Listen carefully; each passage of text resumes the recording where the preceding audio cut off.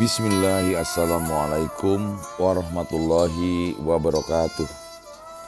Alhamdulillahirabbil alamin. Wassalatu wassalamu ala asyrofil anbiya wal mursalin. Sayyidina wa maulana Muhammadin wa ala alihi wa sahbihi ajma'in. Amma ba'du. Saudara-saudaraku rahimakumullah.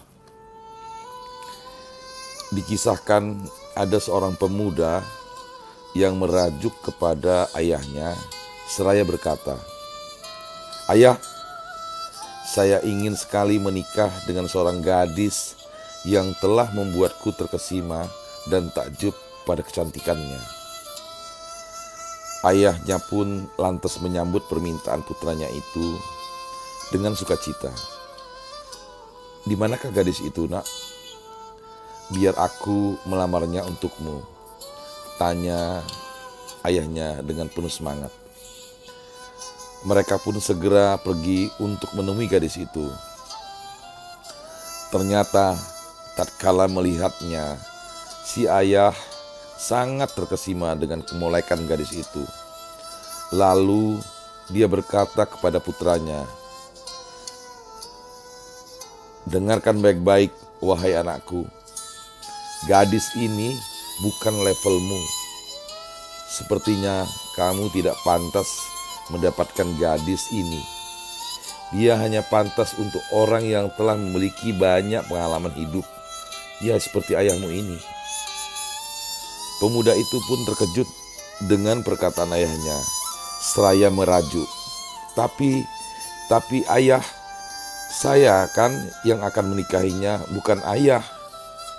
Kemudian keduanya pun terlibat dalam perseteruan hebat. Lalu keduanya pergi ke kantor polisi untuk mengadukan persoalan tersebut. Keduanya pun mengungkapkan persoalan di antara mereka kepada komisaris polisi. Si komisaris polisi tersebut lalu memerintahkan pada keduanya agar mendatangkan gadis yang mereka perebutkan itu, sehingga ia bisa menanyainya, siapakah di antara keduanya yang dikehendaki oleh gadis itu.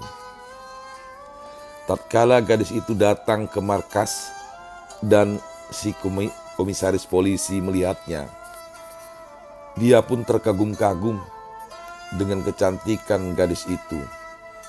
Lalu berkata, "Sepertinya gadis ini tidak patut untuk kalian berdua," kata Pak Komisaris kepada si bapak dan putranya yang sedang berseteru tadi. "Gadis ini hanya patut bagi seseorang yang memiliki kedudukan tinggi di daerah ini, ya seperti diriku ini," tandas Pak Komisaris itu. Mereka pun terlibat dalam perseteruan untuk memperebutkan si gadis cantik. Kemudian mereka mengadu ke pejabat kementerian. Mereka mengadukan persoalan tentang si gadis cantik. Namun tatkala Pak Menteri melihat gadis itu, dia tertarik dan ingin memilikinya. Lalu dia pun berkata kepada mereka, "Gadis ini tidak pantas buat kalian semua. Dia hanya pantas untuk menteri seperti saya." Ternyata mereka semua menginginkan gadis itu dan mereka berseteru untuk memperebutkannya.